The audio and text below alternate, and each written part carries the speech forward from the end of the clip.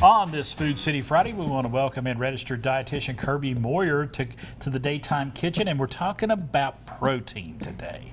I know a lot of folks, keto diets, high protein diets, that's what you want to talk about today. Yeah, it is one of the most common things I think people are looking for more ideas or understanding why is high protein such a focus right now. I think a lot of folks think when we're talking about protein, we automatically just go to meat, and that's not necessarily where we need to go. There's other places we can get our protein, but when we think about who might benefit from eating a high protein diet, if you're somebody that's extremely active, you're exercising regularly, you're focusing on weight management, or if you're looking for blood sugar regulation, those are probably three of the top things that I'm like, you need to be aware of how much protein you're getting. Very good. Well, how are we getting started? All right, we're starting off with some breakfast and snack ideas. And when we think about protein, you pointed out meat, which is probably our highest protein source that we see most of us getting in, but we can definitely get it from the dairy section as well. So I'm starting out over here with eggs, which I fondly call the MVP of protein. Nice. Most valuable protein, right?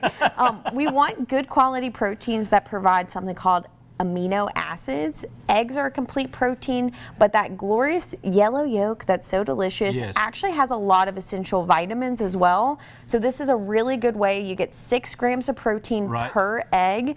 And I came up with a little quick recipe that you can actually make in the microwave, which we love.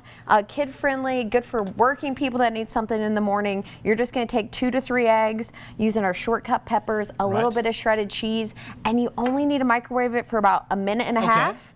Swirl it with a fork and put it back in there for a minute and a half, and you're getting anywhere. How easy. Yeah, anywhere from 12 to 20 grams of protein, again, depending on how many eggs you kind of put in there. Do that quickly in the morning, eat it on your way out the door, and you're good to go. Yep, and if you're wanting to focus on a high protein diet, we would give a number per day based on the individual, but per meal, you should be aiming for at least 20 grams of protein. 20 grams. So we're hitting that goal there, which is perfect. And I think, you know, back in the 80s and 90s, I think eggs got a bad rap. I really do, because there is some cholesterol there, but it's essential cholesterol too that you need from eggs. And it's fascinating. Our body makes cholesterol whether we eat it or not. And so we recognize there's something in eggs called choline, which we actually do not readily get throughout our diet. So to me, I'm like, the benefit of the nutrients you get in those eggs, the ease of them, the versatility. We definitely recommend getting your eggs in and not being fearful of that cholesterol. And this is a conversation for another day, but the first person to ever eat an egg, you wonder how that happened.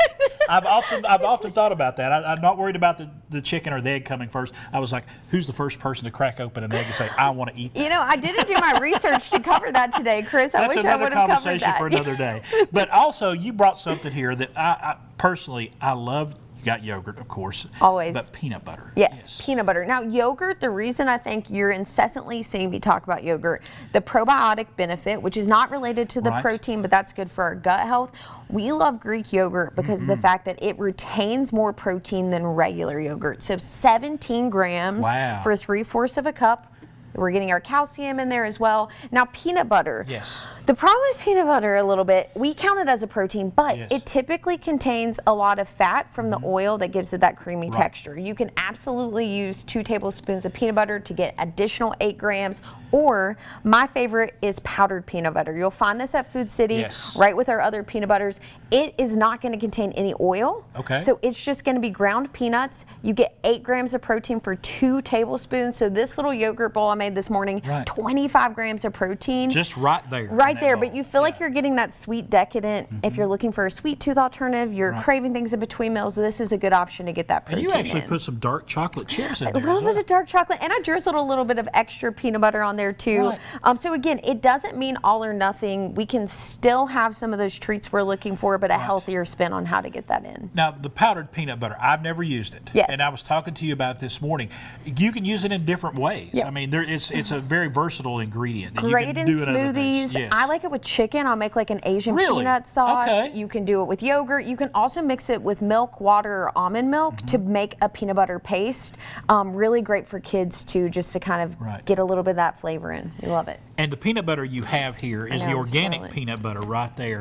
And it will separate the oil. It's not like, you know, other peanut butters that stay stable all the time. This will separate. You just got to take a spoon and stir it. And I store mine upside down. Okay. If you store it upside down, you'll notice the oils will naturally kind of rise to the top. So when you flip it back to use, you don't have to do as much stirring after that first go. But as far as the taste, I love that kind of peanut butter. Yeah, really good. And there's actually places in Food City you go there and you can grind your own. You can grind your own, yeah. And you will notice too, that's kind of similar to this. It's not going to have that additional oil added in, but you're still going to get that thicker paste consistency. And you're probably not going to get the salt content either. Nope. Yes. Yeah, and again, the sugar is the other thing we see added in. So this is going to be a lower sugar, actually no sugar added into this version. This one's going to have 1 to 2 grams depending on which one you pick up. And I want to turn this around here because we're checking out the label. We're checking out labels because I love yogurt. I do. I love yogurt, but different yogurts have different levels of proteins, and so you need to read those labels. Yes, and the added sugar is the big part. So today we use that powdered peanut butter to add flavor to the plain yogurt. No added sugar, and again, 17 grams of protein, and it's a low carb option. Right. So if you're looking for restricting carbs, getting your protein up,